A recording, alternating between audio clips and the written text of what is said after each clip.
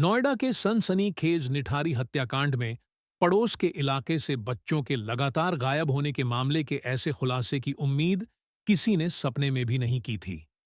बच्चों को कोठी में लाकर बर्बरता के बाद, बेहरमी से हत्या के बाद, उनके कंकाल को पास की नाली में बहा देने वाले नरपिशाचों का चेहरा दुनिया ने देखा। अब इसी कांड पर फिल्म बन गई है, जो नेटफ्लिक्स पर रिलीज होगी। नोएडा। साल 2006 के दिसंबर महीने में नोएडा में एक ऐसे सनसनीखेज मामले का खुलासा हुआ जिसे सुनकर हर किसी के पैरों तले जमीन खिसक गई थी। राजधानी दिल्ली से सटे नोएडा में एक कोठी के पास से बच्चों के कंकाल बरामद होने के मामले ने पूरे देश को दहला दिया था। सनसनीखेज निठारी हत्याकांड अब भी आपके दिलो दिमाग में याद होगा। पड़ोस के इलाके से बच्चों के लगातार गायब होने के मामले के ऐसे खुलासे की उम्मीद किसी ने सपने में भी नहीं की थी। बच्चों को कोठी में लाकर बर्बरता के बाद, बेहरमी से हत्या के बाद, उनके कंकाल को पास की नाली में बहा देने वाले नरपिशाचों का चेहरा दुनिया ने देखा। अब इसी कांड पर फिल्म बन गई है, जो नेटफ्लिक्स पर रिलीज होगी। नोएडा के निठारी गांव के बगल में सेक्टर 31 में यह सनसनीखेज मामला सामने आया था। यहां की D5 कोठी के मालिक मोनिंदर सिंह पंढेर और उनके नौकर सुरेंद्र कोली को आरोपी बनाया था। पुलिस की विवेचना के बीच ही मामला सीबीआई को ट्रांसफर कर दिया गया। सीबीआई ने दोनों के खिलाफ अपहरण, दुष्कर्म और हत्या के कुल 16 मामले दर्ज किए थे। दोनों बड़े ही शातिर ढंग से गांव के भोले भाले मासूम बच्चों को किसी न किसी बहाने अपने पास बुलाते थे। इसके बाद उनके साथ हैवानियत की हदें पार कर उनकी हत्या करने के बाद लाश के टुकड़े टुकड़े कर नाले में बहा देते थे।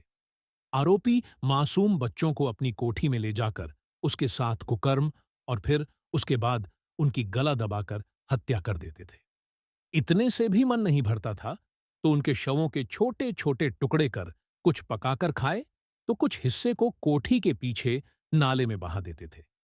यह खौफनाक सिलसिला करीब 1.5 साल से ज्यादा समय तक चला, लेकिन किसी की नजर इस कोठी पर नहीं पड़ी। लोगों को कोठी के पास स्थित पानी की एक टंकी के आसपास से बच्चों को गायब होने का शक जरूर हुआ था।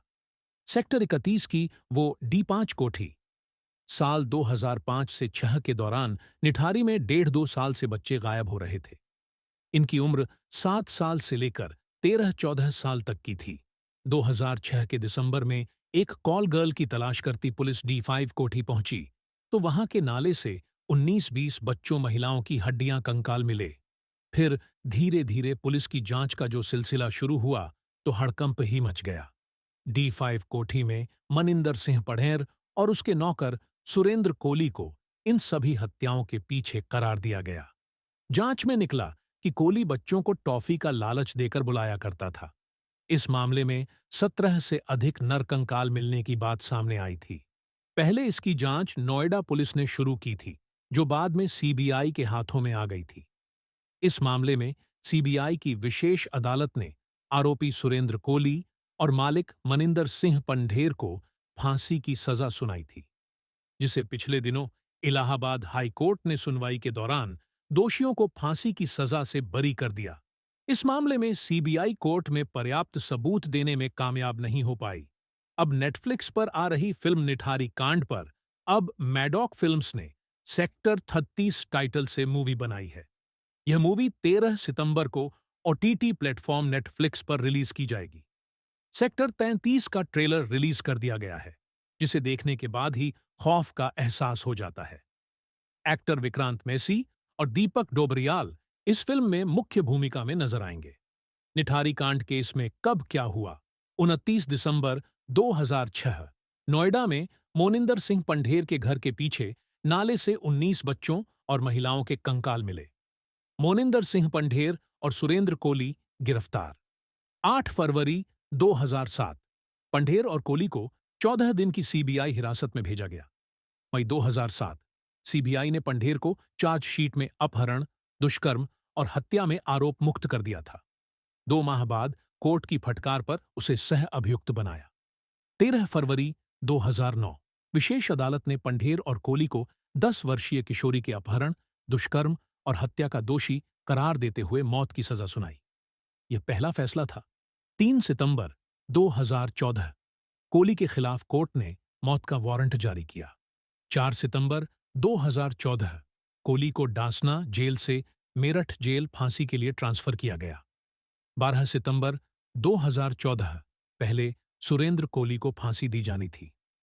वकीलों के समूह डेथ पेनाल्टी लिटिगेशन ग्रुप्स ने कोहली को मृत्युदंड दिए जाने पर पुनर्विचार याचिका दायर की। सुप्रीम कोर्ट ने मामला इलाहाबाद हाई कोर्ट भेजा।